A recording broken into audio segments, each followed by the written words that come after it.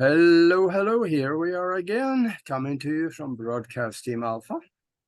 You know, that's the show for the thinking American and the global citizen out there that is not afraid to step out of the box and start looking around to try to find out what else is there that I don't find on Channel 5.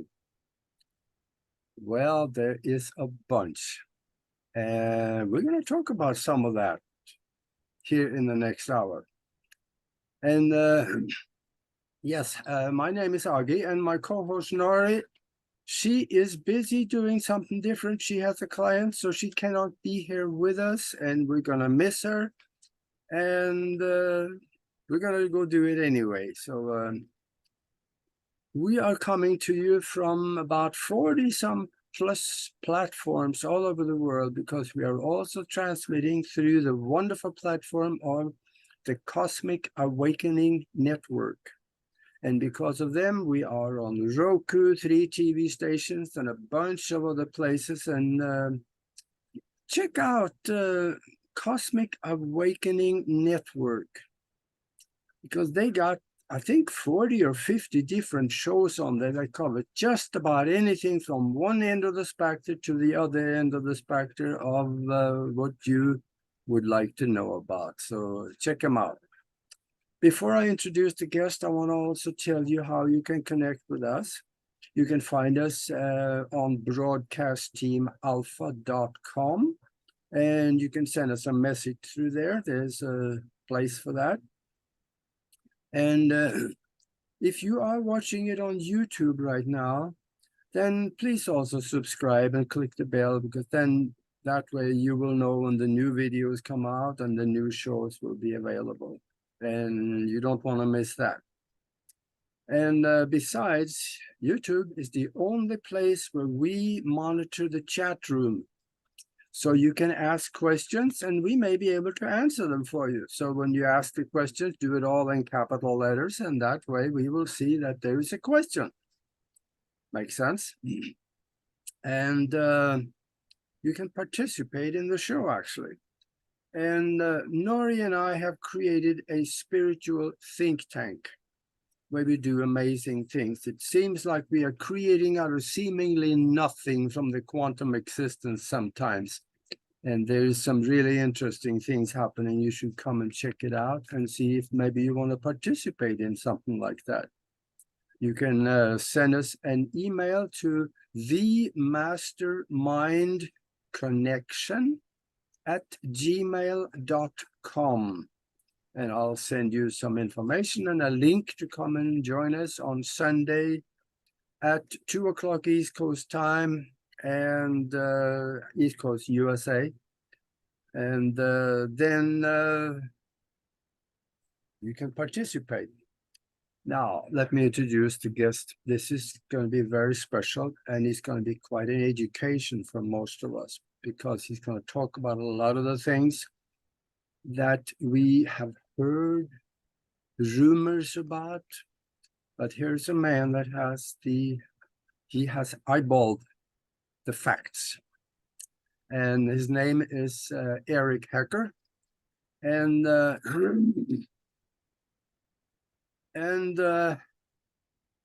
well, he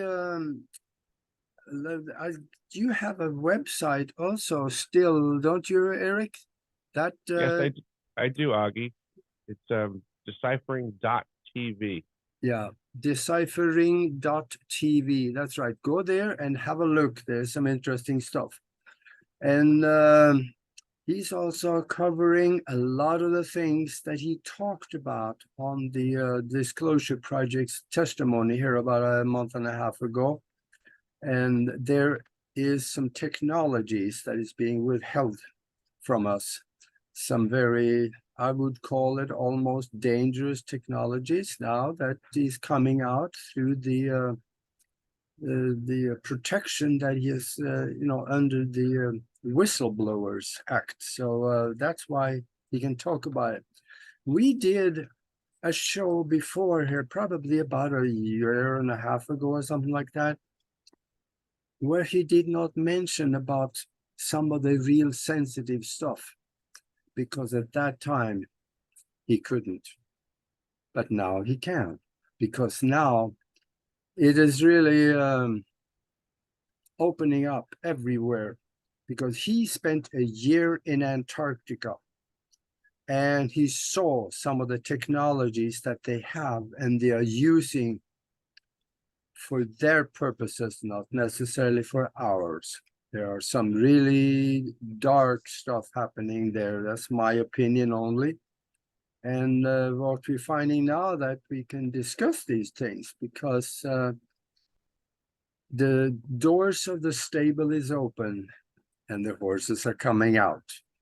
So welcome to the show here, Eric, and let's talk about Antarctica. It is just an enigma that very few people go there, very few people know much about what's down there.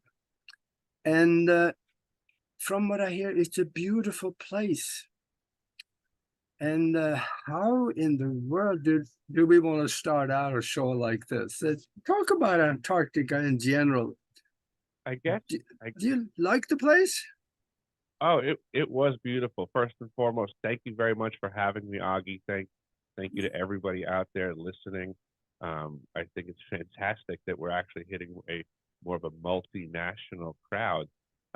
That's fantastic. But on the topic of Antarctica and its beauty, I would have to say that the winter that I spent at South Pole afforded me some of the most beautiful things that my eyes will ever bear witness to. Mm-hmm. But I could just simply look up and see on a clear day, so to say, in a clear situation during the darkness of the South Pole winter was beauty beyond words. It was just amazing to look up at the sky. Does it really get totally pitch black though? Isn't there a little bit of Absolutely. it does? Yes. It's 0% humidity. The facility is at 9,300 feet of elevation. So it's high, it's dry, it's cold. The air is crisp as air can get. And it is the purest of atmosphere that blocks nothing coming in from the cosmos. When you're at that elevation, you simply just have to take your gaze and raise it up a couple of degrees, and then the whole entire planet drops out of your perspective. Your whole view is just simply the stars of the sky. And in that area, it is just, you see everything. You see with your eyes what telescopes see other places. Wow. And then the summer. I have to disappoint a whole bunch of people out there. Mm-hmm. The flat earthers. Mm-hmm. Yeah. There is 24/7. The sun goes a little bit higher, go down to the horizon and goes back up again. You have 24-hour sunlight. Mm-hmm. Talk about that a little bit. How is it? How can you sleep at night? Oh my goodness, it's very challenging. It's very bright. The summer season at the South Pole, being outside is not a thing of beauty. It's a thing of pain. The brightness of the sun, the reflection of it on the white surface, what that does to your perspective. It's very, very bright and very brutal on the eyes. And yes, it is 24 hours of day of sun up until it peaks out down there. The summer season in that hemisphere is different. So the December 21st is the summer solstice, and when the sun would be at its highest. And like you said, at that point, it's pretty much rotating overhead. And then as you pass the solstice, it just progresses outward to the horizon line and eventually dropping down below the equator and out of sight for the other half of the year. I know what that looks like, because I'm from Norway originally, and the northern part of the country, we have the same thing. the sun never gets below the horizon. Hmm. And people in the winter, when they don't see the sun, Hmm. people up in the northern part of Norway, they turn squirrely. Hmm. You need the sun to be healthy, and especially mentally healthy, I think. And I've actually gone and I've worked up in Barrow, Alaska. So I've seen it on the northern hemisphere as well, the sun functioning the same way with the total darkness and the total light that happens in Barrow, Alaska. So flat Mhm. earthers do not like me because I told them, I said, don't come at me sideways. I said, the earth is round. I went and checked. Yeah, that's right. Yeah, did you hear that, flat earthers? Yeah. I've uh, been to the South Pole and I've been damn near to the North Pole and I've witnessed how the sun functions, and it functions the way yeah, it would if we were a globe. And the flat earthers are either feds or idiots, and people can take their pick. yeah. I think though that their arguments for people that do not understand the science very deeply, their argument sounds very, very real. So it's easy to get the wrong impression of it. And the CIA, they have admitted it's one of their psyops programs, but let's leave that one alone. We want to hear about the technologies that you have experienced and seen, and maybe even worked on or repaired. So you spent a whole year down there, and you saw some amazing things that part of it came out in your testimony here about a month and a half ago in Washington Mhm. at the Disclosure Project. What did you, what were you able to experience and see down there? I guess that does bring up something that we did not discuss last time, which did come out recently. Was there was a laser beam that I observed that at the time I didn't think much of it, and was, like lots of other projects, you follow the conversation of what they present something as. But then, upon having conversations with other people and learning that this science, when connected with this science, you just start to find out that there's more possibilities to things. So one of the things that I was bringing up is the possibility of these um, new technologies known as chemical lasers that could be used as, weapon systems, long-range communication systems.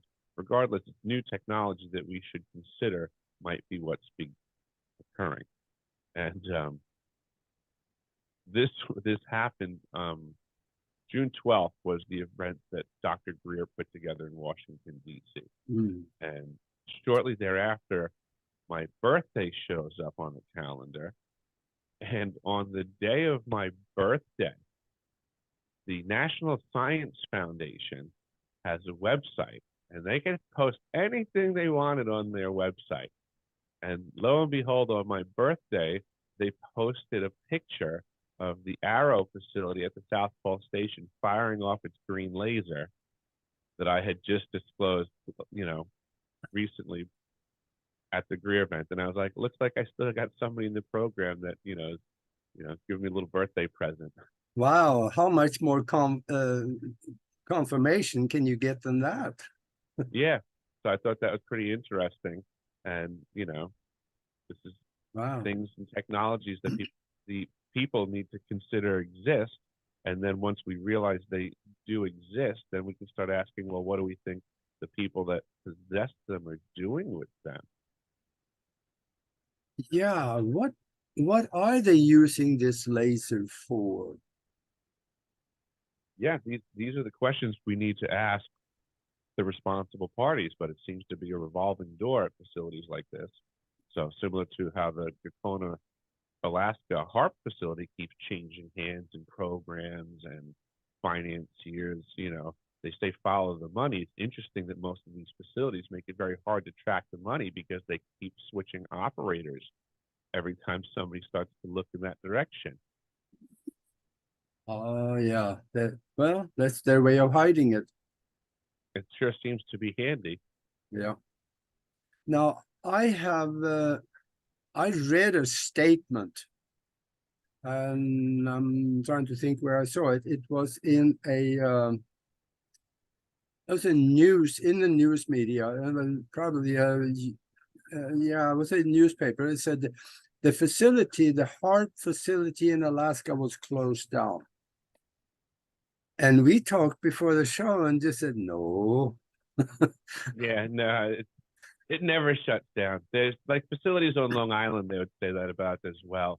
And it just doesn't happen.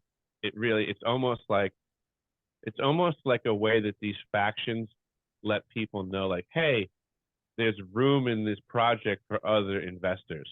It's like it's just Yeah. letting it's like a way of letting other people know there's you know the lease is up and we're open to bidding and somebody always picks it up. These facilities never shut down. They certainly Mm. change hands regularly, but it's usually following one of these episodes of, oh, we're shutting it down and the people that don't really care for it. So we're and then when everybody thinks that it's shut down, all of a sudden 4 to 6 months later, they find out, oh no, actually somebody did get the contract and it is still up and running. Yeah.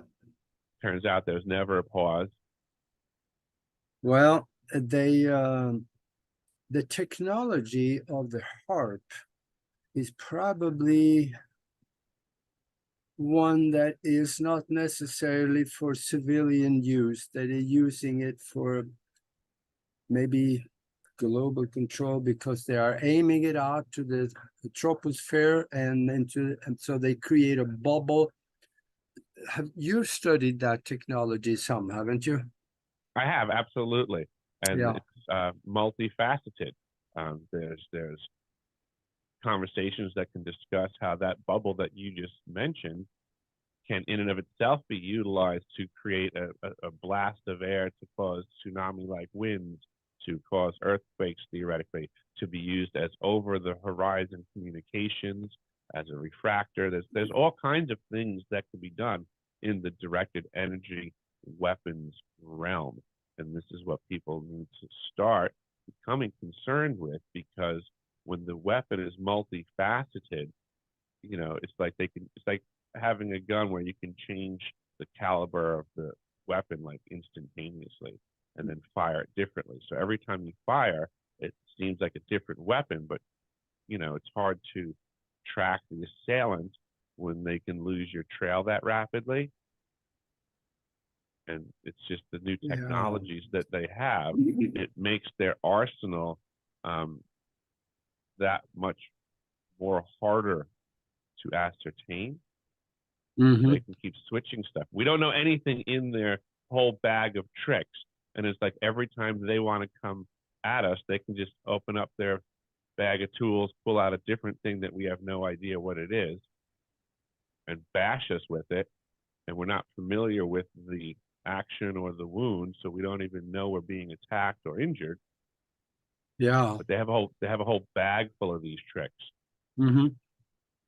And if they want to control the weather Mm-hmm. with a system either like HARP or maybe some of the stuff that you saw in Antarctica, there is an obvious way that that can be done. As a pilot, I was trained fairly well in meteorology, and let's say you have a warm front coming along, and that's and you can direct the energy from HARP from two different locations in front of it and stop it. Mm-hmm. So that then the warm front usually brings rain. So now you can have rain all the time behind when they stopped it. Mm-hmm. And they can do the other way around. They could accelerate something so that you have no rain, like they're doing right now, in my opinion, in the southwest of the United States. We Mm-hmm. can see the fronts out in the Pacific. They come up from the south and then they stop. Mm-hmm. And that looks suspicious to me, knowing that weather systems always move. Mm-hmm. Why do they stop? Does that Yeah, make any there's sense? it does when you consider that there's an outside force being applied somehow. Then I just agree with you. It makes sense to me. It seems Yeah. that there's a manipulation going on. Hmm. Yeah, I would add to this conversation that people can check on, September 11th when the towers came down. A lot of folks don't know that there was a massive hurricane coming in from the Atlantic, bearing down straight onto Manhattan. Mm. It was zeroing in, it was moving in that direction without pause. And then all of a sudden, it stopped offshore and hung out until the whole 9/11 debacle occurred, leaving it as a crystal clear sky for the event. That sky that we saw on 9/11 for that staged event had the sky set for clear because they hung a hurricane off the coast for a while. And then when the event stopped, they actually directed it. It went the other direction. It like But that turned tail and ran. that doesn't happen. No. They can't. No systems. They move along. Mhm. They don't stop and reverse. There was And documentation that used to be very secreted, but now has since been declassified. yeah, And it was a yeah, report that the Air Force had produced. I think it was in the late 80s or early 90s, where they were discussing that in, I think it was 2023 or 2025, that they would have total control over the weather. And they weren't discussing it as in how they were going to, this was a report on how they were going to do it. yeah. When it comes to HARP, do you see any connection from HARP, let's say Long Island, Alaska, or they have also a HARP system in Norway, by the way, on the West Coast? Mm-hmm. I haven't seen it, but I know the people over there talking about it. Do you see any connection from that to what you observed in Antarctica with the could this be a part of Operation Deep Freeze, or do you see any connection there? I see connections internationally when I see that these weapon systems are being hidden in plain sight as science facilities. And then when I see that we have many nations that conspire, let's just say, through these science programs, and they say, oh, we're just going to work these programs, even, during times of war or not. These will be the departments that prove that we get along great still because we're science. Well, it's like, well, it turns out when these facilities are being operated, with subterfuge, and it turns out, well, they too have weapon systems involved, and maybe this isn't as simple as it looks on the surface. That we need to look into what are these networks that operate across borders on the back end of Yeah. wartime nations. What is going on there? I mean, during World War II, we had members of the Bush family convicted for war crimes for trading fuel for rubber and profiteering off of both sides of the war. Yeah, nobody knows about that. Yeah, so this type of stuff happens. I mean, there are robber barons, there are profiteers, there are folks that are more than happy to take crowd A over here and crowd B over here, have them start chopping each other's heads off and just fleecing the money out of both sides for selling them the hatchets. Yeah, yeah, that's when it when it comes to HARP, we know we can see in the sky when they're operating too, because have you seen that when you have let's say a light cloud layer, you can see ripples in the sky. Have you looked into that? Absolutely. I believe that there are things that we can look for um, at both ends of, like, let's say, a directed energy weapons transfer, an attack, whatever you want to call it. I believe that there is a high probability of seeing something on both the delivery side and the receiving side. Yeah. That there, and I don't want to try to pretend that it's anything specific. I think it could show up in a variety of ways because, you know, Mother Nature's very diverse, and you're kind of sending this energy wave through a different spectrum of reality, but it's a reality that we're still a part of. So there should be something observable, but it's going to vary a lot depending on what's going on when it's discharged, what's going on when it's received. You know, there's so many variables, but I would think you would have some sort of observable phenomena. Let's visit that laser that you saw in Antarctica again. What do you think its purpose is? Like all these other systems, I would say uh, it's a multifaceted system that is meant to present to the public first in a friendly capacity that could be justified under the auspices of science, and then work with a network of international folks. Second to that, there would be the possibility of it being some sort of communication system. It could be some sort of a weapon system. This is, a matter of connecting the dots to what's possible. It's like Occam's razor in reality gets utilized inappropriately on on the regular. So Occam's razor really means we have to take all possibilities and place them on the table. And then we can slice off a piece with the razor thin and assess. And if we can conclude that something absolutely isn't possible, then we can throw that out and keep assessing what's left on the table. But until you can negate it, you have to leave it on there as a possibility. Yeah. Well, it's kind of obvious to me that it could be a weapon system. Mm-hmm.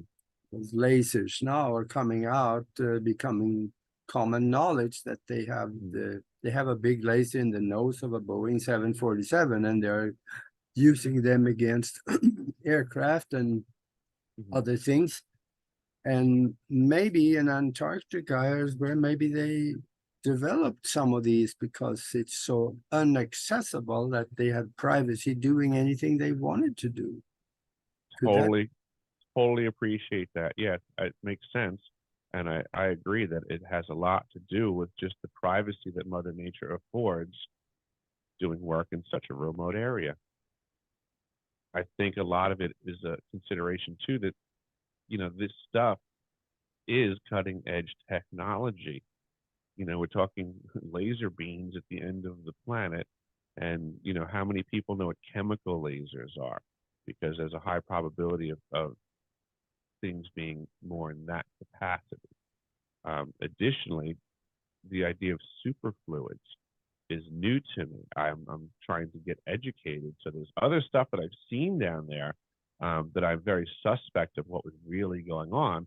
But I have to do research and learn what's really going on with some of these technologies when, I was presented one thing, but now I'm learning that there's these secondary and tertiary considerations that I certainly wasn't being told, but now I have to look and almost, educate myself on these things. And superfluids is a topic that I'm trying to engage my mind on, because apparently once you chill something down cold enough, apparently it's in this whole new field of physics. Yep.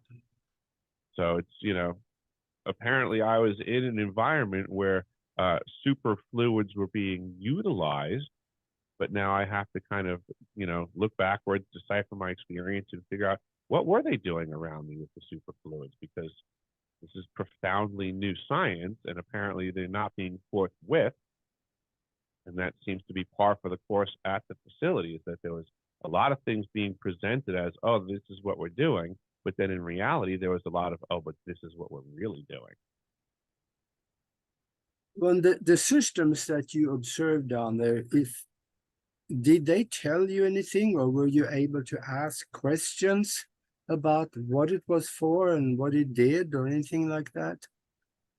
In a way, yes, and in a way, no. But I'll clarify. So, on one particular instance, I had to look into changing a fuel pump, if I remember correctly, and that required me to shut down the electrical circuits to be able to de-energize the pump, to pull it out of service, put a new one in, rewire it, and energize the circuit.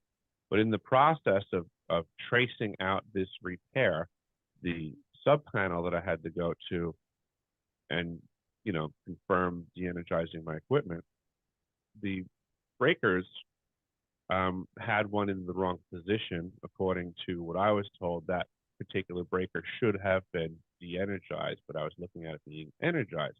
So now I was concerned, is this a mislabeled breaker? Is, something on that's supposed to be off? Either way, I was running it up my chain of command to make sure that my crew was working safely. Long story short, I was informed that the breaker is supposed to be in the on position. It is for the ELF system, which I had previously been told was off. And that to me was a big red flag that, something was rotten in the state of Denmark, so to say. Yeah. So I was, I just made a mental note right there in my head, okay, check. ELF system is operational. Extra low frequency. Yep. And at that point, it was, they were very clear that that was the extent of my line of questioning. Like, all right, you've been told that the circuit that you are working on has been properly identified and you can continue with your work. And what you found, you were told, is not a problem for you. So hurry up and get back to your work. That was the end of that conversation. But what they couldn't do was take back what I already figured out. ELF is up and running. Check. This opens up for another question that you may have thought of. And I am quite sure they didn't tell you anything because this one is deeply covered. And that is ELF is used for two things that I know of. One of them is deep space communication and underwater communication. What do you think of? Could it be something like that? Absolutely. I believe that. Yep, absolutely. I think it's doing at least those two items. And again, we, the people, need to comprehend that there's even more. I feel like it's like one of those infomercials, like, but wait, there's more. Yeah. Like this is what directed energy weapons are all about, is they're very efficient and they can be kind of like networked as well to do different things. Did they have any facilities that was absolutely top secret and you couldn't get in to save your life down there that were absolutely kept from you? No, again, it's a false pretense that people have, that they believe that when something's really top secret, that there's just more markings, more danger flags, more red lights, more barbed wire. No, it's the opposite. The more secret something is, the less labeled it is, the more benign it looks, the more the public can walk right in the front door with you. Wow. Well, I wouldn't want to try that at Area 51, though. But understood. But there's yeah. there's other places that you've walked into in your neighborhood that are top secret facilities and you didn't even know it because it's that in your face. But the people that know. And it is probably labeled in such a way that it looks perfectly all right. It probably says like the law offices of Berkeley and more. Yeah. It probably says something very vague. It probably just, is a place where you would never question. Of course, people walk in and out of there. It would just be, right under everybody's noses. This is where compartmentalization is the most powerful tool for secrecy. A need-to-know basis, an overseer of all who knows what's going on that just coordinates that, no cog in the machine will get so big before it gets divided into smaller cogs. And then all of these cogs, these compartments have no clue what's going on in the big picture typically. And it's a very effective means to squish an understanding of a bigger picture. Yeah. So what you're saying actually is that the facility where you were, it wasn't classified. It was Correct. just they restrict the information going in and out by the people that they trust to come and work there. Yeah. They do this to us in our regular waking lives as well. This is what they do in offices. They're already doing this. We were just getting it in a very micro observable environment. Mhm. It became very in your face. Yeah.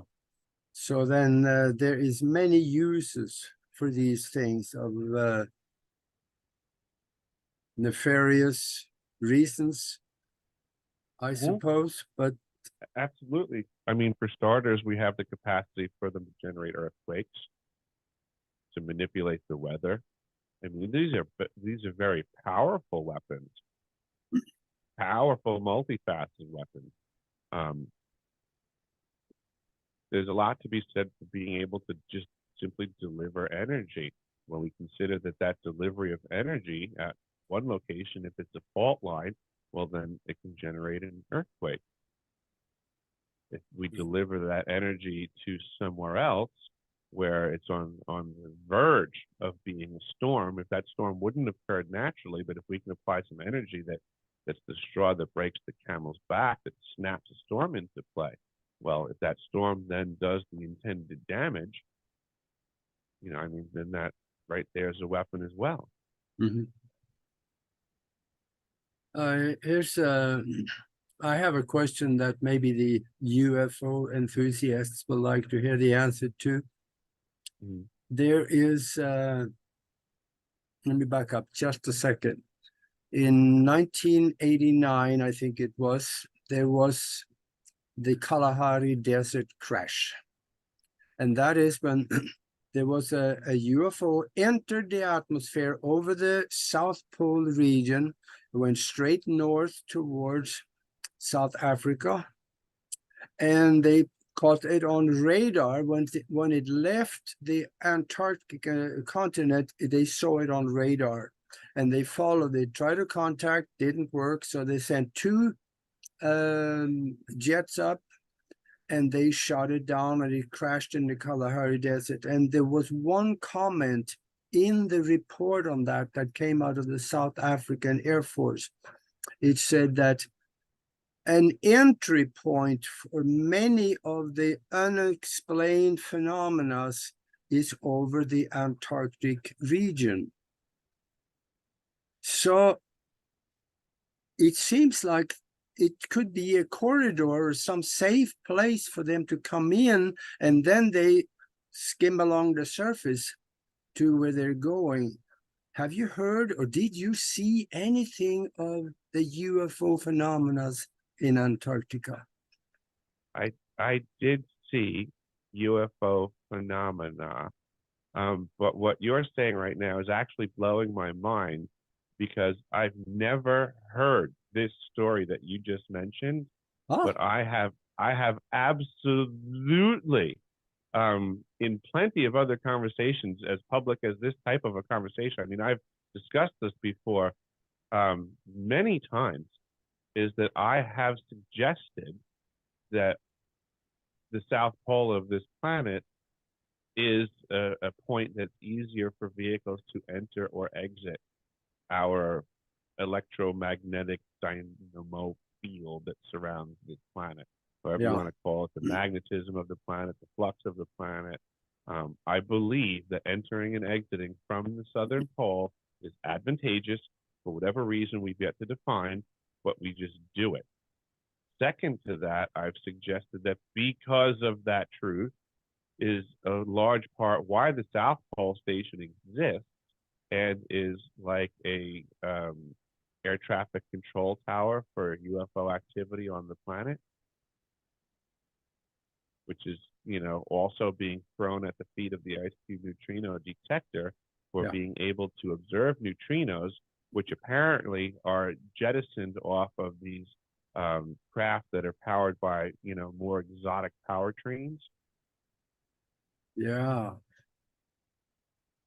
Well, then there's another theory. And by the way, for the people out there hearing this, go ahead and Google or use another platform.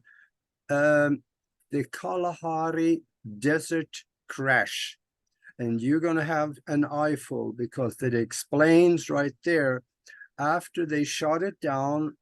By the way, it says in the report, a Thor 2 single phase laser cannon, which is considered by science, oh, that's somebody made that up. No, they didn't. It's in the South African Air Force report. So we got that when I was back in Omaha. It's a second hand report. It came from the Valhalla Air Force Base in South Africa. There was a Jesuit priest in Switzerland that we know that got it to us. So we had it pretty close to the source. The Kalahari Desert Crash. And you will find out what the aliens look like in the craft, and a lot of interesting reading there. So, but what if there's an opening from the inside or a cavern inside the earth, and some of these ships might be coming from there? I think anything's possible. You know, we know very little about what's going on in the depths of the oceans, Yeah. which cover a large portion of this planet. And, you know, if we start to try to break the crust and go even further inner Earth, it certainly opens up a huge conversation. And, you know, again, all possibility exists always.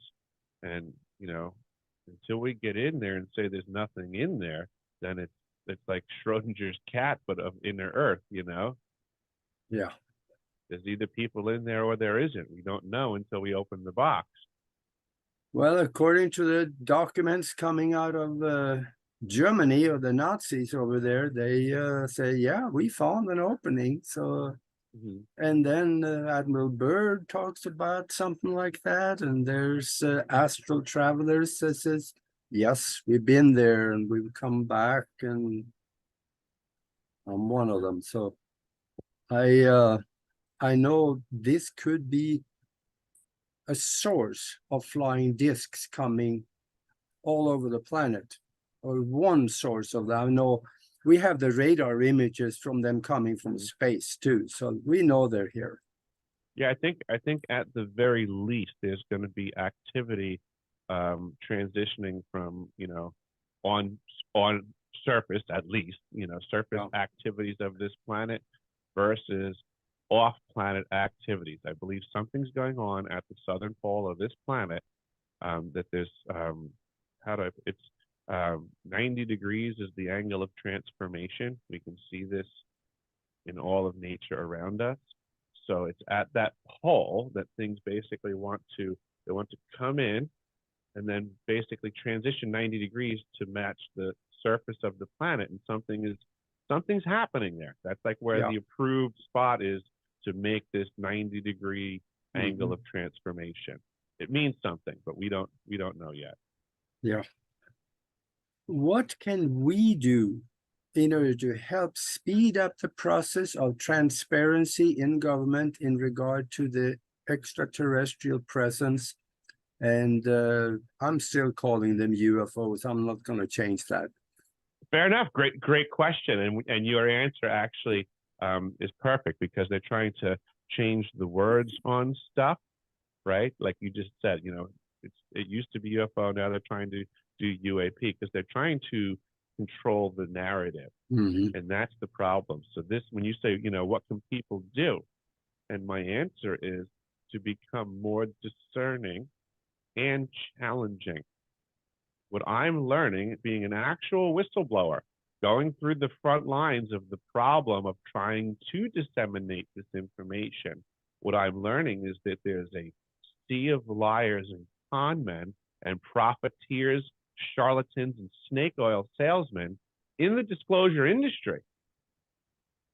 That the vast majority of what we, the people, are observing in what we're being told is the non-mass media, which we're being suggested is not overrun with corporate interests like the regular mass media.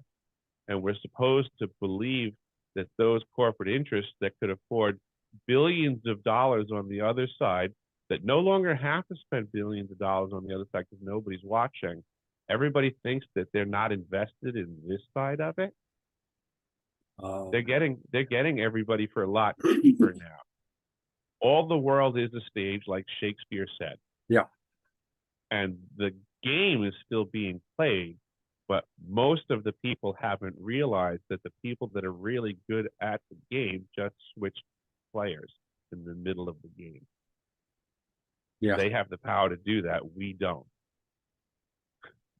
Well, when they, I don't think they control the whole narrative anymore, but they control a big part of it because I think they can work our part of the narrative from the backside through people that is all for opening up the UFO issue, let the information out.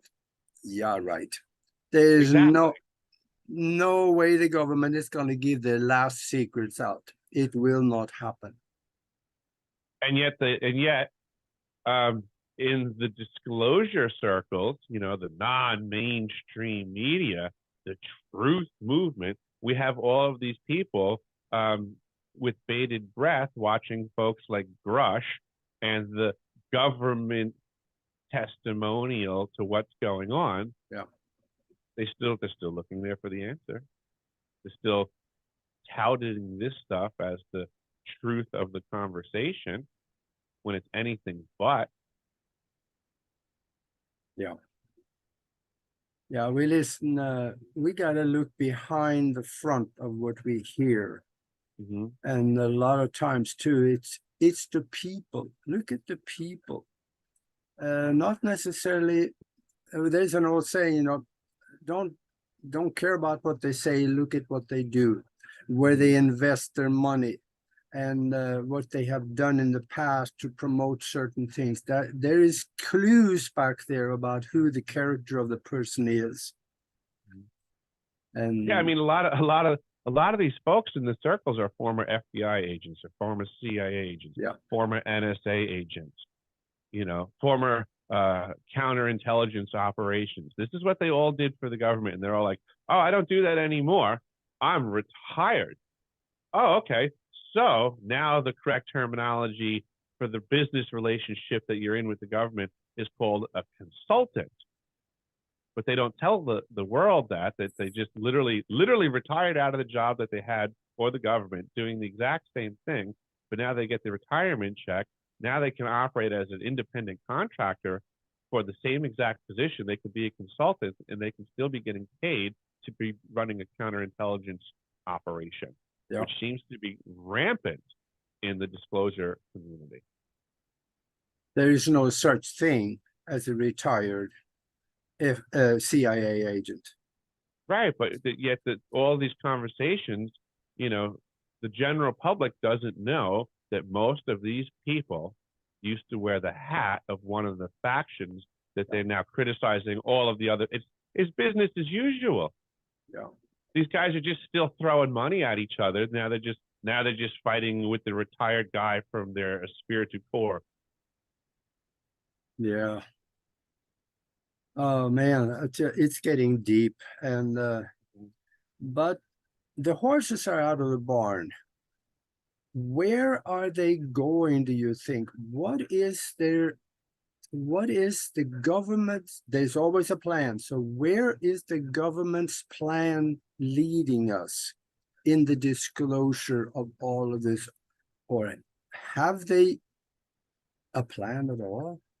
Well, Yes, it's just, the government's plan is leading the people away from the truth in as so far as they want the public to believe that they're just looking into the existence of this technology, that they're just starting to gather intelligence on it.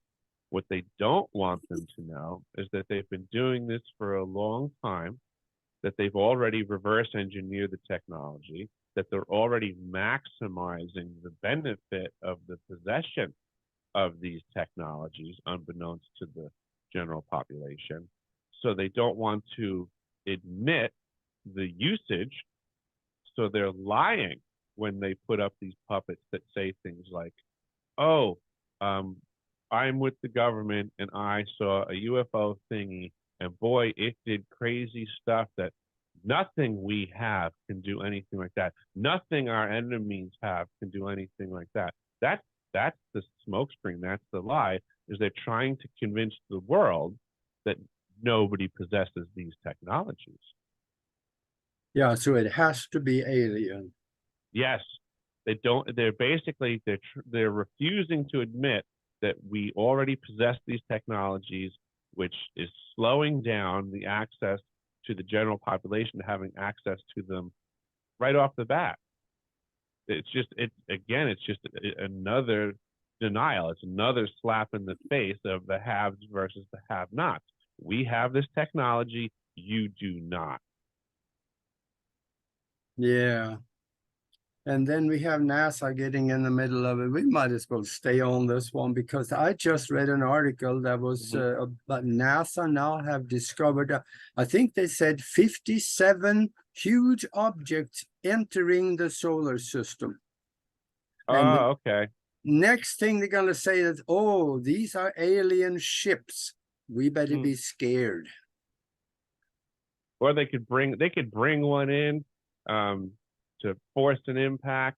They can use a directed energy weapons system to create the environment that looks like a meteor impact, call it a meteor impact, blame it as a natural occurring event, when in reality, again, this is what directed energy weapons can do. There's already people talking about situations like this and plans for institutions to do things like this. Yeah.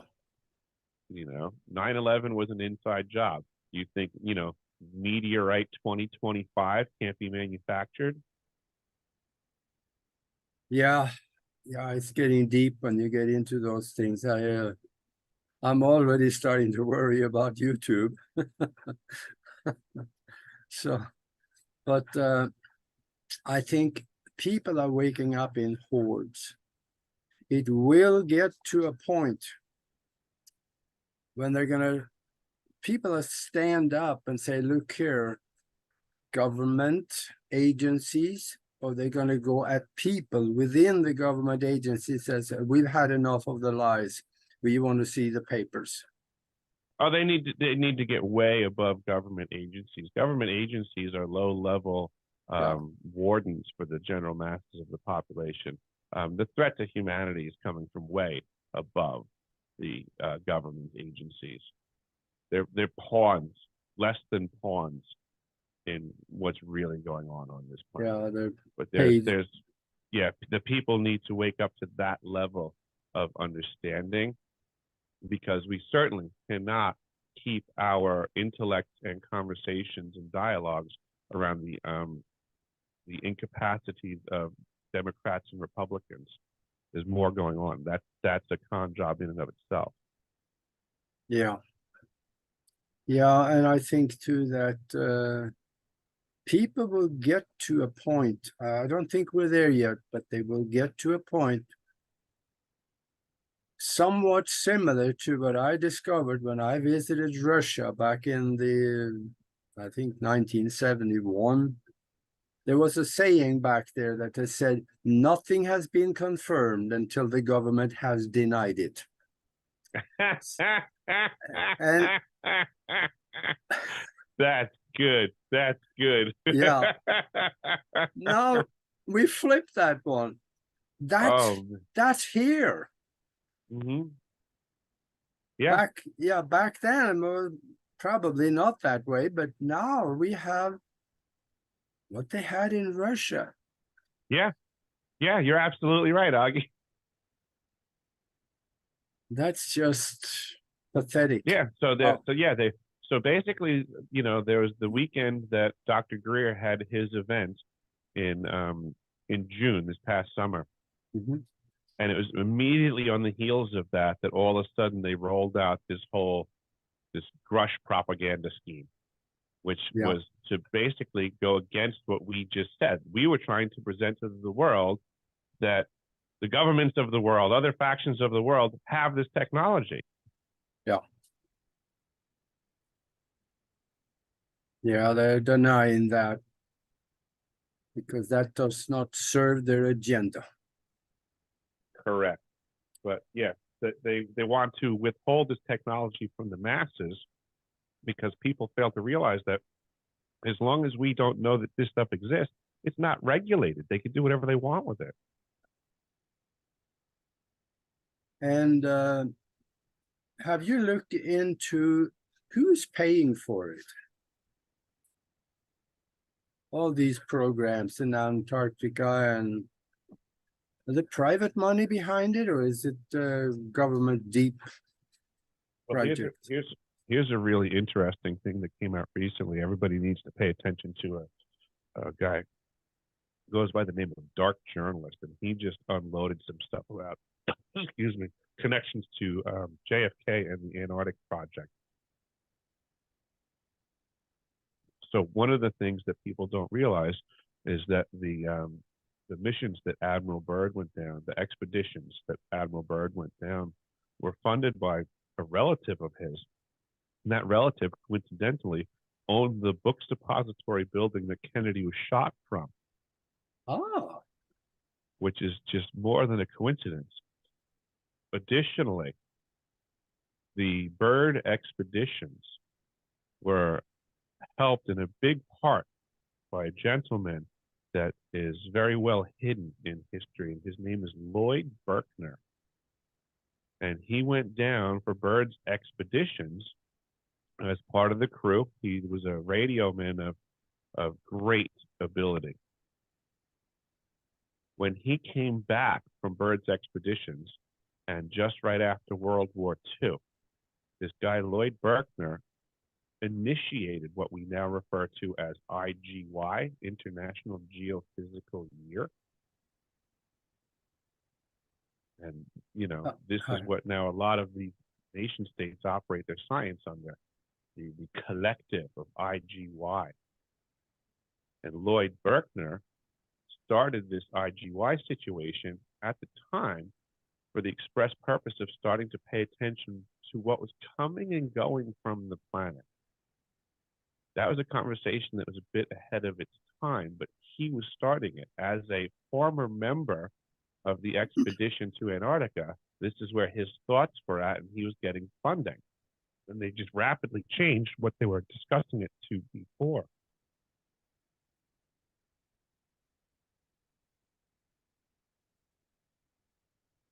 Yeah. Yeah, and when it comes to what's going on in Antarctica, I have seen a video from it was taken by one of the people on Admiral Byrd's crew of one of the ships, where they were flying discs flying around the ships and shooting at them.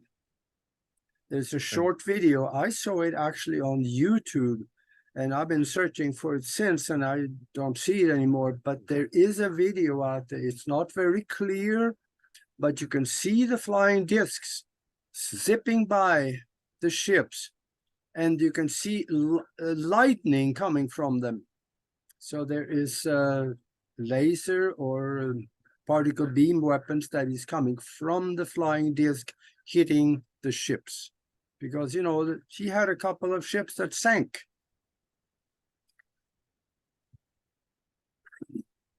Yeah, so yeah, a lot of folks don't realize everything that went on down there, and Berkner certainly would be somebody who would have been privy to the comings and goings of Antarctica and the conversations around it. And here's more insult to injury and more connections. This is fantastic work by Dark Journalists for figuring this out. But Berkner has been somebody on my radar that I've been trying to express to the world was like the missing link of, you know, whatever people want to call a secret space program, the breakaway civilization. Something to do with what's going on and off this planet for sure.